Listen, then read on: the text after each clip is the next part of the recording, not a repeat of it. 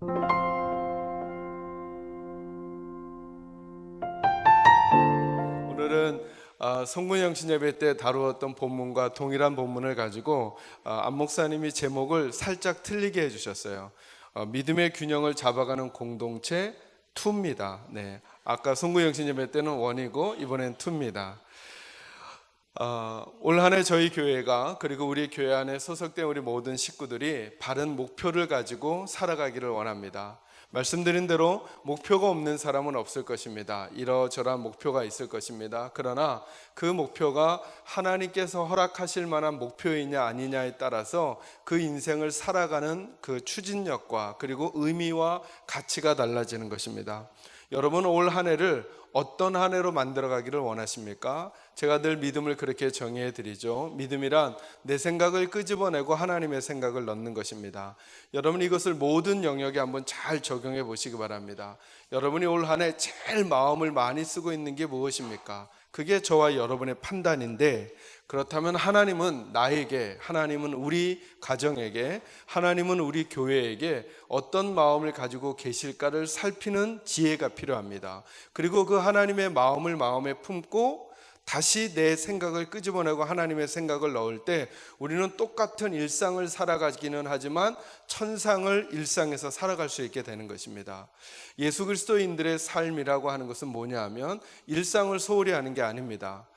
제가 그래서 균형이라는 표현을 여러분과 올 한 해 나누기를 원하는 건데요, 일상을 소중히 여깁니다. 그러나 일상을 내가 생각하는 일상이 아니라 하늘이 깃든 일상을 살려고 하는 것입니다. 그러려면 하나님의 시각으로 우리 일상을 보는 훈련이 필요하고, 하나님의 시각에서 하나님은 나의 밥 짓는 것을, 하나님은 나의 청소하는 것을, 하나님은 내가 돈을 버는 것을, 하나님은 내가 공부하는 것을, 하나님은 내가 사람을 만나는 것을 어떤 의미로 규정하고 있는지를 잘 배워야만 내가 오늘날 하는 작고 사소해 보이는 일들이 하나님과 연결되는 인생을 살 수 있게 된다는 것입니다. 지혜롭게 생각해야 하셔야 될 것은 뭐냐 하면, 예수를 믿게 된다라고 해서 동떨어진 삶을 사는 것은 결코 아니라는 것입니다.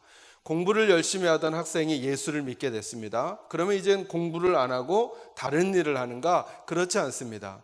공부를 하던 학생이 예수를 믿게 돼도 그도 공부해야 합니다. 그런데 다른 태도와 자세로 공부를 하는 것이죠. 직장 생활을 하던 어른이 예수를 믿게 되었습니다. 그것은 예수를 믿었기 때문에 직장 생활을 그만두고 다른 인생을 사는 게 아닙니다. 그 직장 생활을, 그 일상을 하나님의 시각이 깃든 생활로 바꾸어가는 것입니다. 여러분의 가정도 마찬가지입니다. 예수를 안 믿다가 예수를 믿는 가정으로 바뀌었습니다. 그러면 가정을 어떻게 하거나 만지는 게 아닙니다. 그 가정을 하나님께서 보시는 가정으로 만들어가는 것이 매우 필요한 것이죠. 이것이 바른 목표를 정해가는 것입니다. 제가 여러분과 목회하고 교회 생활을 하면서 제일 중요한 질문이 뭐냐면, 나는 왜 계산제일교회에서 담임 목사를 할까? 그리고 왜 우리 계산제일교회는 또 존재해야 하는가라고 하는 물음이었습니다. 그것에 대한 가장 바른 목표를 정하면 바른 가치들이 우리에게 나올 수 있고 바른 행동들을 해갈 수 있는 힘이 생기는 것입니다. 제가 말씀드리지 않았습니까? 여러분에게 설교하면서 제가 애초에 포기한 거 하나 있습니다. 그게 뭐냐면 여러분을 변화시키는 것입니다.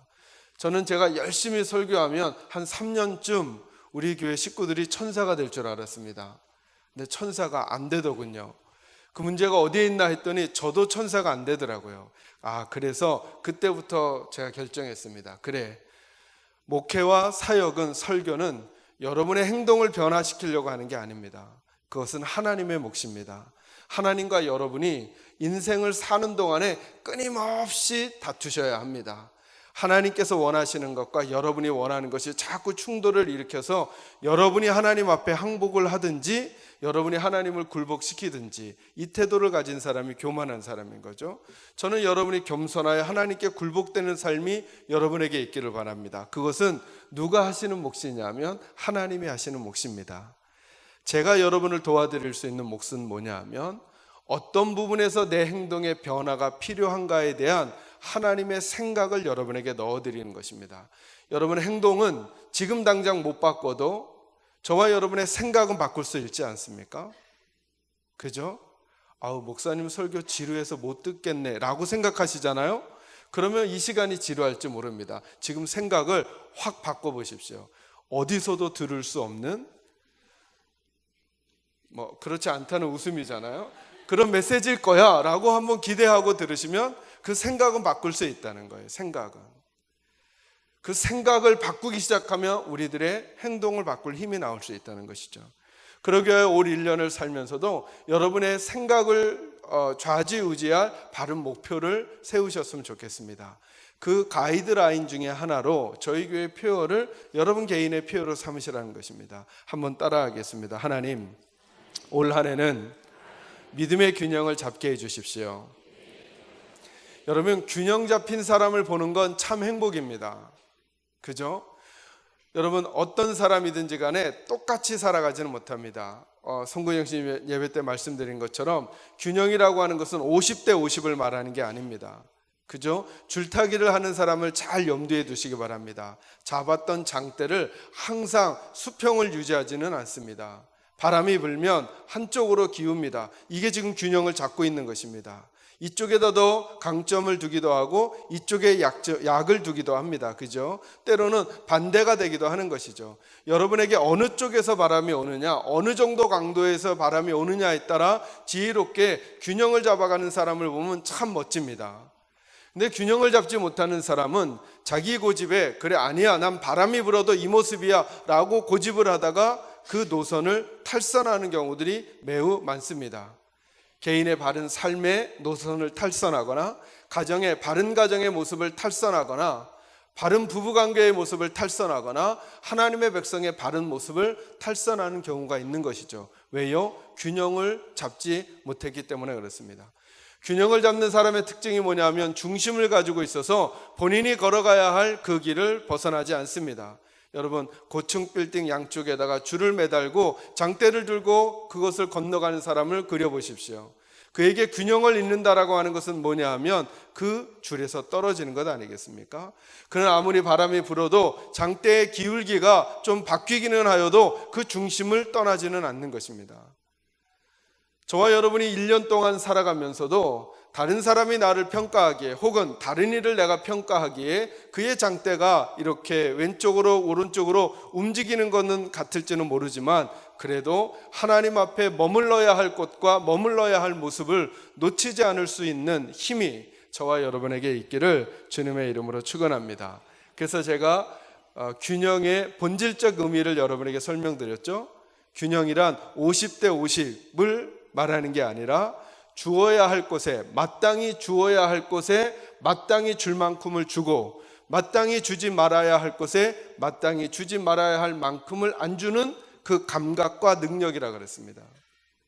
이것은 모든 개인이 다릅니다. 저는 우리 사랑하는 계산제일교회 식구들이 여러분 여기서 준다라고 하는 게 뭘까요? 저희들의 열정이나 저희들의 시간이나 저희들의 재능이나 저희들이 가지고 있는 기질이나 이런 것들을 표현할 때를 그리고 표현하지 않을 때를 잘 알고 어느 정도를 표현하고 어느 정도를 거둘까를 잘 아는 사람이 균형 잡힌 사람이라고 하는 것이죠.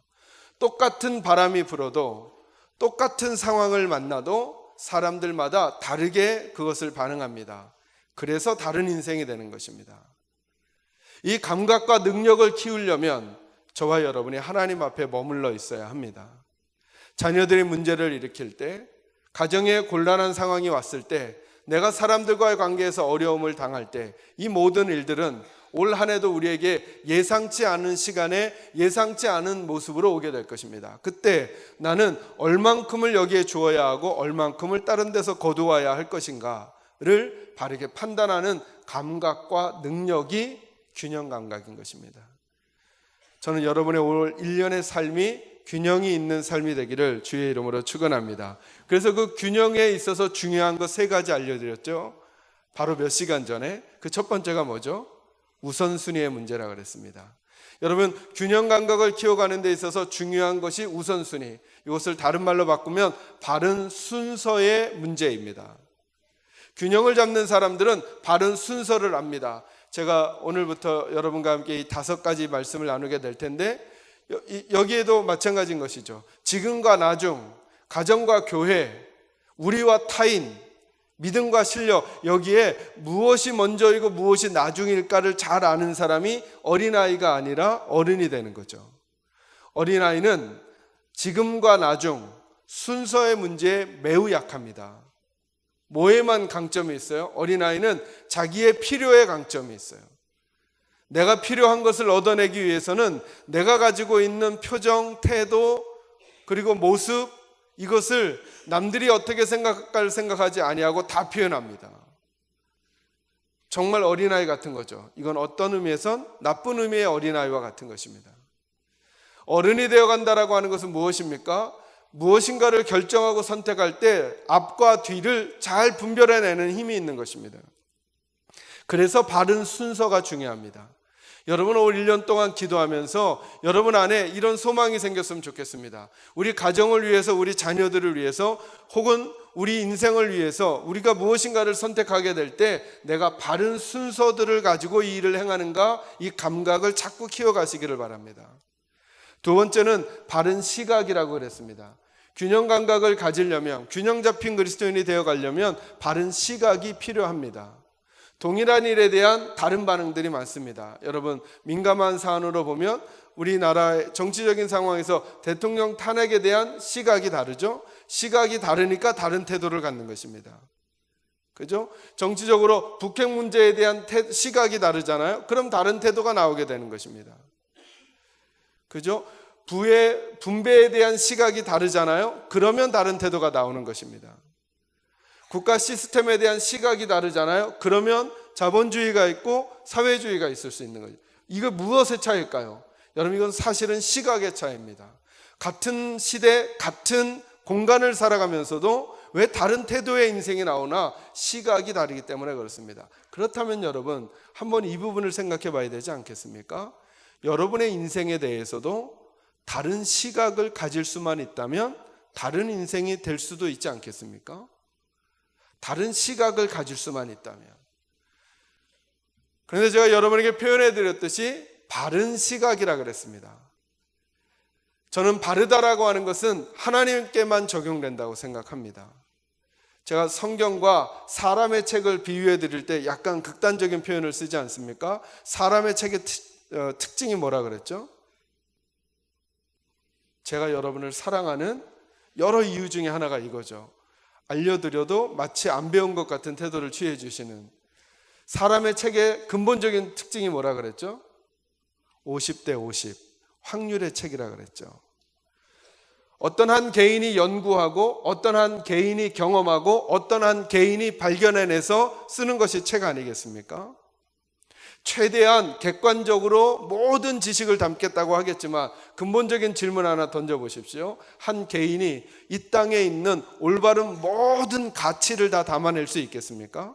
그럴 수 없는 것이죠. 그 사람은 최선의 노력을 했겠지만 그 사람 안에, 그 책 안에 따라야 할 것과 따르지 말아야 할 것, 내 것으로 삼아야 할 것과 삼으면 더 큰 문제가 될 것이 혼재되어 있지 않겠습니까? 이게 사람의 책의 특징입니다. 여러분이 정말 위대하다고 느끼는 어떤 개인의 글들도 마찬가지인 것입니다. 그 사람이 살던 시대에는 통용했습니다. 오늘날은 재조명해야 합니다. 그 사람에게 맞았습니다. 여러분에게는 다시 생각해 봐야 합니다. 공동체 일도 마찬가지인 것입니다. 어느 교회가 이 일을 했습니다. 그 일을 우리 교회도 해야 할지는 다시 점검해 봐야 합니다. 어느 교회는 그 일을 하지 않습니다. 우리 교회도 하지 말아야 할지는 다시 점검해 봐야 합니다. 왜요? 사람들이 쓴 방법, 태도, 자세는 확률이기 때문에 그렇습니다. 그런데 하나님의 말씀은 틀림이 없다고 했습니다. 틀림이 없다는 걸 성경이, 하나님이 뭐라고 설명하시느냐 하면 천지는 없어지겠지만 하나님의 말씀은 영원히 있을 거라고 말씀하십니다. 그것은 여러분 존재의 의미를 말하는 것 이전에 본질적으로 그 가치가 그러하다는 것입니다. 그러니 만약에 저와 여러분이 영원히 있을 가치를 마음에 품고 살아가면 우리 안에 새로운 가치가 들어오면 새로운 시각이 열리지 않겠습니까? 내 인생의 의미는 무엇인가? 우리 가정은 어떻게 살아가야 할 것인가? 우리 교회는 어떤 모습이어야 할까? 이 나라 역사는 어떤 모습을 가져야 할 것인가에 대한 시각이 생길 수 있지 않겠습니까? 자칫하면 저와 여러분은 제가 아까 설명드린 대로 사람의 글이 50대 50 확률이라고 말씀드린 것처럼 저와 여러분이 경험한 게 전부인 양 생각하고 50대 50인데, 그래서 저와 여러분이 늘 다른 사람을 만나거나 어떤 상황과 사건들을 판단할 때 나도 틀릴 수 있다라고 하는 생각을 잊어버리시면 우리는 50대 50 확률적인 경험에 절대적인 걸 던져놓고 사는 오류를 범하게 되는 것입니다. 그러면 열정을 내고 살았는데 나중에 시간이 지나고 나면 도리어 부끄러워지고 도리어 허망해지는 일을 만나게 될 것입니다. 그 일에 전력 투구했습니다.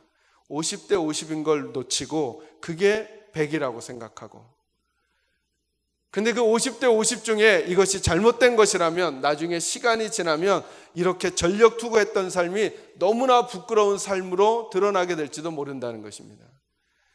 그래서 하나님 앞에 겸손한 이들은 나도 틀릴 수 있다라고 하는 생각을 가지고 하나님 앞에 바른 시각을 담도록 애써야 하는 것이죠. 저는 그 기준이 말씀에 있다고 생각합니다. 세 번째, 균형에 있어서 중요한 게 뭐냐면 바른 선택입니다. 선택은 말씀드렸듯이 포기의 또 다른 이름이라 그랬죠. 그죠? 내가 내 남편을 선택하고 내 아내를 선택했다는 건 그 외에 모든 남자와 모든 여자를 포기한 거죠. 그러니까 제 아내는 제게 감사해야 돼요. 제가 모든 여자를 포기하고 그 여인을 선택했으니까. 그런데 이 선택에는 용기가 필요합니다. 왜요? 다른 것들을 포기해야 하거든요. 오늘도 저와 여러분이 망설이는 이유가 있어요. 하나님 앞에 하나님의 백성의 삶을 살고자 하면서도 망설이는 이유가 있어요. 왜냐하면 선택의 용기가 약하기 때문인 것이죠. 저는 여러분에게 예배 생활하고 말씀을 듣고 기도하면서 이 용기가 생겨나 바른 선택을 할 수 있게 되기를 주님의 이름으로 축원합니다. 오늘 여러분과 나눌 이야기는 뭐냐 하면 이런 균형 감각이 필요한 우리 믿음의 삶의 5가지 영역을 여러분과 점검하려고 하는 것입니다.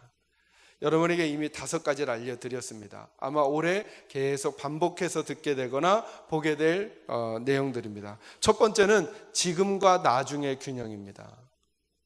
어떤 이들은 지금에 너무 많은 포인트를 두다가 나중을 잃어버립니다. 여러분, 교회가 전하는 복음의 가장 일반적인 표현 중에 하나가 뭐예요? 예수 믿고 구원받는 거잖아요. 그죠? 이걸 조금 더 적나라하게 표현하는 분들은 예수 믿으면 어디 가요? 천당 간다 그러죠. 예수 천당, 불신지옥 이렇게 가르쳐 주잖아요. 그래서 믿음을 천당에다만, 천국에다만 방점을 찍는 이들이 있습니다. 그러나 저는 우리 사랑하는 계산자교회 식구들은 지금과 나중에 균형을 잡을 수 있게 되기를 간절히 소망합니다. 그러면 지금과 나중에 몇 %씩을 줄까요? 50대 50은 아니라 그랬죠? 이거는 여러분이 만나는 일들마다 다르게 조정돼야 합니다.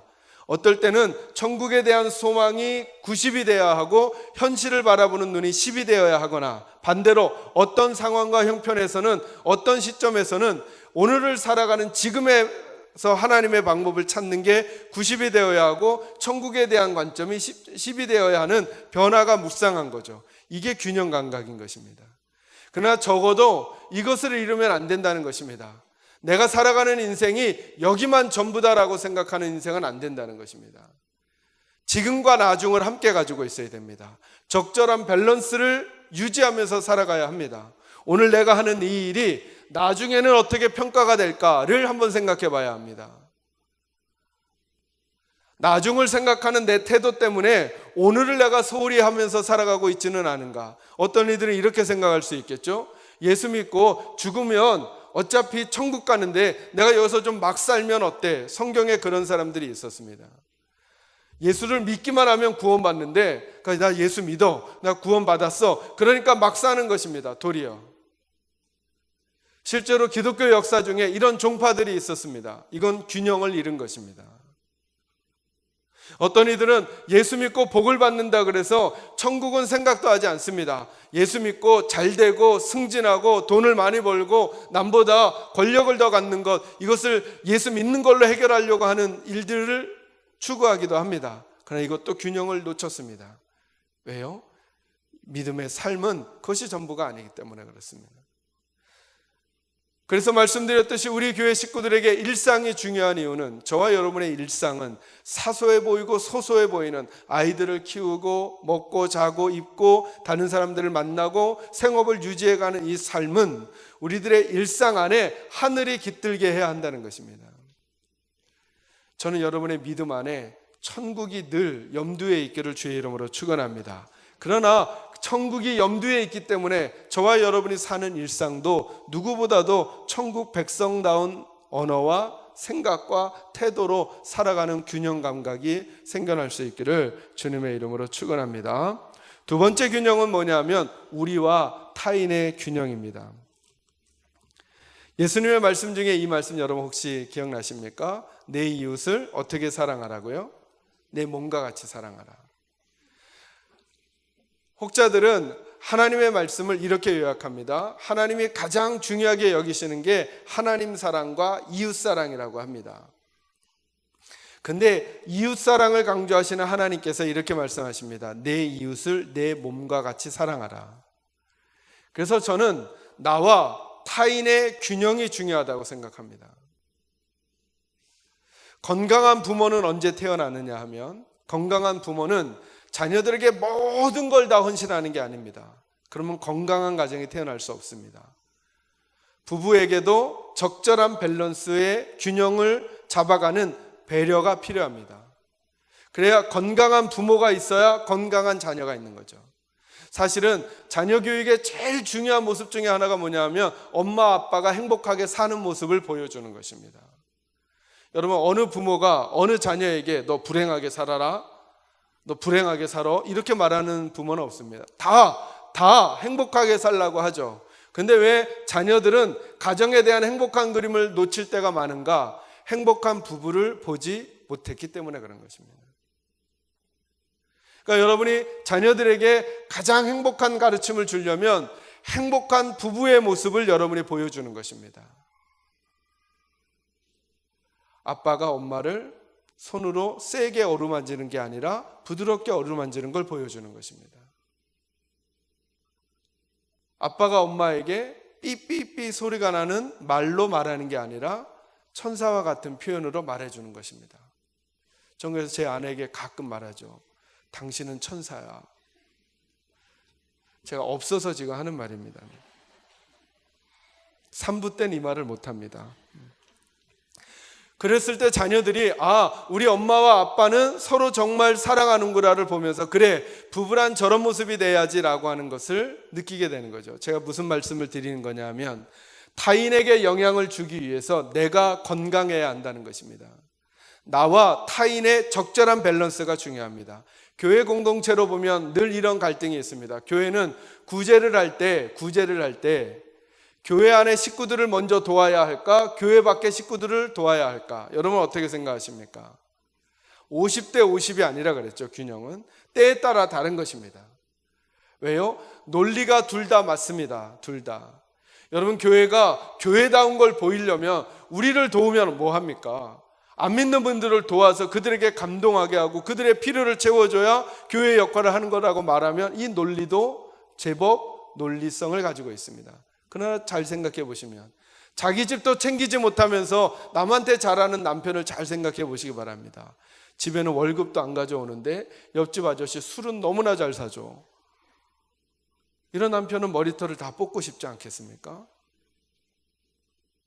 어느 때에 여기에 강조점을 두고 어느 때에 이쪽에 강조점을 둘 것인가의 균형의 문제가 우리에게 필요하다는 것입니다.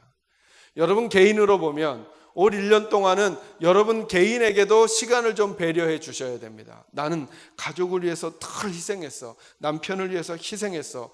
이런 핑계 대려고 열심히 헌신하지 마시고 때로는 여러분의 시간을 만드십시오. 아내의 시간, 남편의 시간, 부부의 시간. 그러니까 여러분 스스로를 잘 가꾸셔야만 타인과 건강한 관계를 맺을 수가 있습니다. 표현은 좀 이상하지만 혼자 놀기를 할 줄 아셔야 됩니다. 오늘날 이 시대를 살아가는 분들은 외로움을 잘 견디지 못합니다. 그 중에 한 사람이 접니다. 전 너무 외로움을 잘 못 견딥니다. 그래서 고등학교 때 이렇게 학창 시절부터 화장실에 갈 때도 꼭 친구를 부릅니다. 개똥아 너 뭐하니? 나랑 어디 좀 가줄래? 그러면 간다 그럽니다. 가자. 그러고 가면 제가 화장실 갑니다. 그런데 제가 말씀 안에서 자꾸 깨닫게 되는 게 뭐냐 하면 우리들이 건강해지지 못하는 이유 중에 하나가 하나님 앞에 혼자 머무는 걸 잘 못하기 때문입니다. 하나님 앞에 혼자 머문다는 건 뭐냐 하면 나를 잘 살찌워 가는 것입니다. 나를. 내가 어떤 상태인지, 하나님은 나를 어찌 보실지, 내가 지쳐있지는 않은지, 내가 뻣뻣하지는 않은지, 내가 굽어있지는 않은지 하나님 앞에 홀로 머물고 그런 나에게 쉼과 안식을 줄 수 있는 시간들이 우리에게 필요하다는 것이죠. 이 균형이 잡혀 있어야 됩니다. 저희 교회 영구 비전이 뭡니까? 아까 신집사님도 기도해 주셨는데 예수님 안에서 우리가 행복하고 그 행복으로 다른 분들을 행복하게 하는 것입니다.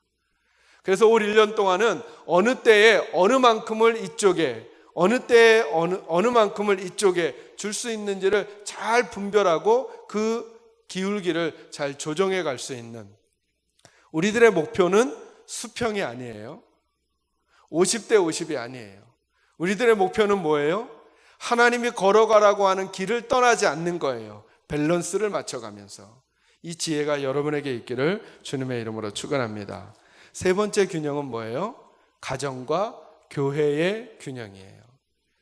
여러분, 예수를 잘 믿는다는 건 뭘까요? 교회 생활을 열심히 하는 걸까요? 아니면 교회 일을 열심히 하는 걸까요? 쉽게 표현하면 그렇게 이해되기가 쉬워요. 그러나 사랑하는 성도 여러분, 저는 우리 교회 식구들은 가정과 교회의 바른 균형을 갖게 되기를 간절히 소망합니다. 이게 뭐가 아니라고요? 50대 50이 아니라고요. 내게 있는 시간을 50은 교회에 50은 가정에 두는 게 아니라는 거예요. 이건 밸런스가 아니에요. 깊은 의미의 밸런스가. 우리 각자가 가지고 있는 상황과 처지가 있을 거예요. 그 상황과 처지에서 나는 어떻게 이쪽으로 내 시간과 내 열정과 내 재능과 하나님이 내게 주신 것들을 분배하며 살아갈 것인가를 지혜롭게 판단하는 일들이 필요한 거죠. 그래서 제가 우리 권사님들을 가끔은 기다려 드릴 때가 있어요. 왜냐하면 우리 권사님들 중에 한 5년 전, 한 10년 전만 해도 정말 막 열심히 봉사하시던 분들이 계세요. 근데 요즘은 약간 뜸하세요. 그리고 목사님들에게 어디 가셨냐고 여쭈면 여행 가셨대요. 왜 옛날에 이렇게 봉사를 열심히 하시다가 지금은 그러실까? 제가 이해되는 면이, 제가 올해 50이 됐다 그랬잖아요. 이제 이해가 되기 시작했어요. 그래서 여유를 더 드리려고요. 왜냐하면 갱년기가 되면 다시 인생을 생각해 볼 시간이 필요해요. 열심히 하던 게 무의미해져. 다른 건 없을까? 생각하실 수도 있다는 거예요. 그럴 때 너무 목사가, 교회가 교회 일 안 하면 안 돼 라고만 하기보다는 그분들의 인생 리듬 안에 그런 시간도 필요할 수 있음을 인정해드리고 여유를 드리는 게 필요해요. 여러분, 사춘기 아이들에 대한 고민을 하는 부모들에게 제 아이들이 어떻게 조언해 주라 그랬다고요? 그냥 좀 내버려 두라고. 왜요? 그때는 그런 시간이 필요한 거예요. 그 아이의 인생에서. 여러분, 가정과 교회에 대한 밸런스를 잘 맞추셔야 돼요. 이거는 획일화될 수가 없는 거예요. 모두가 똑같이 봉사하고 똑같이 시간을 투자할 수 있는 게 아니에요. 누군가는 더 많이, 누군가는 덜 하더라도 하나님 안에서 내 삶을 내가 분별해 가는 거예요. 나는 교회와 가정의 균형을 맞추고 있는가? 이건 안 된다는 거죠. 나는 가정이 중요해서 교회는 아무 상관도 없어. 안 되죠. 나는 교회만 중요해서 가정은 어떻게 되든 상관이 없어. 이거 안 되죠. 왜요? 가정과 교회가 모두 다 하나님이 우리에게 허락하여 주신 인생의 일상의 자리이기 때문에 그렇습니다. 저는 여러분에게 가정을 소중히 여기면서 교회를 소중히 여기고, 교회를 소중히 여기면서 가정을 소중히 여길 줄 아는 균형 감각이 생겨나기를 주님의 이름으로 축원합니다. 네 번째로 한번 따라하겠습니다. 예배와 섬김의 균형. 여러분, 이것은 늘 고민이 되는 부분입니다. 예배가 우선인가, 섬김이 우선인가? 그리고 이런 일들에 대한 여러 가지 에피소드들이 많습니다. 어떤 목사님은 설교하시다가 부모님이 돌아가셨다는 말씀을 듣고도 설교를 계속 하셨다는 놀라운 이야기. 그래서 그것이 감동이 되기도 합니다. 또 어떤 분들은 예배 중에 고난을 당하고 있는 어려운 이들이 바깥에 있다고 하는 그 이야기를 듣고 예배를 멈추고 그들을 가서 예수님의 사랑으로 도왔다라고 하는 도전적인 이야기를 하는 에피소드들도 있습니다. 과연 무엇이 옳은 것일까라고 하는 물음을 묻게 되는 것이죠. 저는 그 가운데서도 저와 여러분이 예배와 섬김의 바른 균형을 잡아가기를 원합니다. 저는 이렇게 정의해드리고 싶습니다. 섬김은 예배로부터 시작되는 것입니다. 여러분 한번 이 표현을 곱씹어 주시기 바랍니다. 예배로 시작되는 섬김입니다. 또 하나의 표현은 이것입니다. 섬김으로 온전해지는 예배입니다. 예배 없는 섬김은 일에 불과합니다. 일에 불과합니다. 성경이 창세기부터 우리에게 줄곧 알려주는 패턴이 하나 있습니다. 일에 대한 관점. 사람이 하는 일, 하나님이 하시는 일. 사람이 하는 일은 성을 쌓아도 문제가 됩니다. 그게 바벨탑이죠. 일을 너무나 어느 정도로 열심히 했냐 하면 성을 하늘에 닿을 만큼 높게 쌓는 일을 사람들이 힘을 모아 했습니다. 일을요. 근데 그 일이 하나님께 반역이 됩니다. 여러분 놓치지 마십시오. 예배가 없는 섬김은 일에 불과합니다. 그리고 사람의 일은 일로 전락한 섬김은 우리에게 분란을 만들기가 쉽습니다. 예를 들어 우리 호산나 성가대를 예로 든다면 주의자님과 대장님 그리고 대원들이 하나님 앞에 예배에 먼저 깊이 빠져 있으셔야 됩니다. 그래야 이 사역이 일이 되지 않습니다. 일이 되면 어떻게 되는지 아십니까? 주의자님은 대원들에게 불만이 많아집니다. 왜 시간을 안 지켜? 이렇게 귀한 일을 하면서 왜 이렇게 외워오라는데 안 해오와? 대원들은 어떻게 생각할까요? 예배로 시작되지 않으면 왜 주의자님은 부드럽게 얘기 안 하고 왜 한 사람씩 노래를 시켜? 부끄럽게 창피하게 있는 모양이에요. 실제로 딱 걸렸어요. 그러니까 그런 마음들이 우리에게 생길 수 있다는. 그런데 만약에 이게 여러분과 여러분 리더가 함께 예배로부터 시작되잖아요. 그것은 하나님 앞에 내 삶의 열매를 드리는 귀한 사역의 자리가 될 수 있는 것입니다. 다른 일들도 마찬가지입니다. 여러분 기억해 놓으십시오. 예배로부터 섬김이 시작됩니다. 그리고 섬김으로 예배가 완성되는 것입니다. 섬김이 없는 예배는 성숙하지 못한 신앙인일 뿐인 것입니다. 균형 감각이 없는 거죠. 저는 여러분이 올 1년 동안 예배와 섬김의 균형 감각이 생겨나시기를 주의 이름으로 축원합니다. 마지막 한 가지만 더요. 5번째는 무슨 균형이요? 믿음과 실력의 균형. 이게 매우 중요합니다. 성도로서 이 땅을 사는 문제입니다. 나는 이 땅을 어떻게 살 것인가? 나는 세상 앞에 어떤 존재로 살 것인가의 문제가 이 믿음과 실력의 문제입니다. 여러분 기도하면 하나님이 들어주십니까? 우리 교회 식구들은 대답 안 하기로 작정하신 것 같죠? 여러분 우리가 기도하면 하나님이 들어주십니까? 그럼 우리가 할 일이 있습니까? 없습니까? 기도하면 되잖아요. 기도하면 되잖아요. 이렇게만 생각하는 강조점이 믿음에만 강조점을 두려고 하는 것입니다. 여러분 모세가 홍해를 어떻게 갈랐어요? 자기가 갈랐어요? 하나님이 갈라주셨어요? 하나님이 갈라주셨죠. 그러니까 우리도 우리 앞에 있는 홍해를 가를 때 우리가 해야 되겠어요? 하나님께 의탁하고 기도해야 되겠어요? 요 패턴에서만 대답하시면 돼요. 정답을 말씀하려고 하지 마시고. 모세의 일을 보면 하나님께 의탁해야 되겠어요? 우리가 물을 퍼내야 되겠어요? 하나님께 의탁해야 된다고 생각이 들죠. 저와 여러분의 삶의 어떤 일들은 이렇게 꼭 해결하셔야 돼요. 근데 여러분 성경에 기록되어 있지 않지만 그 안에 있는 행간들을 읽어내셔야 돼요. 여러분 여리고성을 점령할 때 그리고 아이성을 점령할 때 하나님이 방법을 알려주시지만 사람들이 무엇인가를 할까요? 하지 않을까요? 할까요? 하지 않을까요? 하죠. 여러분, 다윗은 골리앗을 어떻게 이겼어요? 믿음과 실력으로 이겼죠. 어떤 믿음이요? 그는 나에게 칼과 창으로 나아오지만 나는 무엇으로 나아가요? 만군의 여호와의 이름으로 나간다는 거예요. 그런데 그에겐 실력이 있었죠. 무슨 실력이요? 짱돌을 잘 던지는 실력이 있었어요. 여러분, 이것을 우연히 맞았다고 생각하지 마세요. 다윗은 이쪽으로 던졌는데 커브가 갑자기 일어나서 골리앗의 이마로 갔다고 생각하시면 큰 오산인 거죠. 무슨 말씀을 드리는 거냐 하면, 저와 여러분이 하나님의 백성이기 때문에 이 땅에서 존재할 때 여러분의 회사나 직장, 학교에서 혹은 여러분이 작은 사업을 하시거나 마트를 하시거나 식당을 하실 때 여러분이 하나님을 의뢰하고 신뢰하는 믿음의 마음이 필요해요. 내 열심만으로는 되지 않는다. 하나님이 나를 인도해 주셔야 한다라고 하는 믿음이 필요하고 그분께 의탁해야 돼요. 거기에 플러스 우리에게 실력이 필요해요. 제가 최근에 정말 맛있는 김밥집을 알게 됐어요. 실명을 거론하면 안 될까봐 한진 아파트에 가면 1층 상가에 있어요. 여러분 꼭 한번 가보세요. 우리 집사님이 하시는 데라서 제가 하는 게 아니라 진짜 김밥을 잘하세요. 근데 만약에 우리 집사님이 하시지만 맛이 없으면 제가 갈까요, 안 갈까요?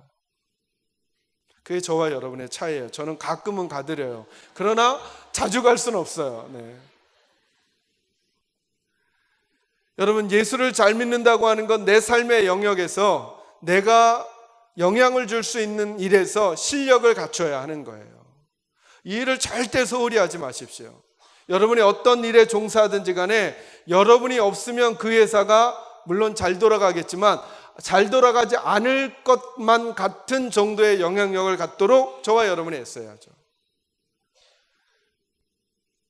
여기에 균형 감각이 필요한 거예요. 균형 감각이. 여러분이 하나님 앞에 의탁하는 것과 함께 하나님 앞에서 실력을 쌓아가는 거죠. 아까 신집사님 이런 기도 해주셨잖아요.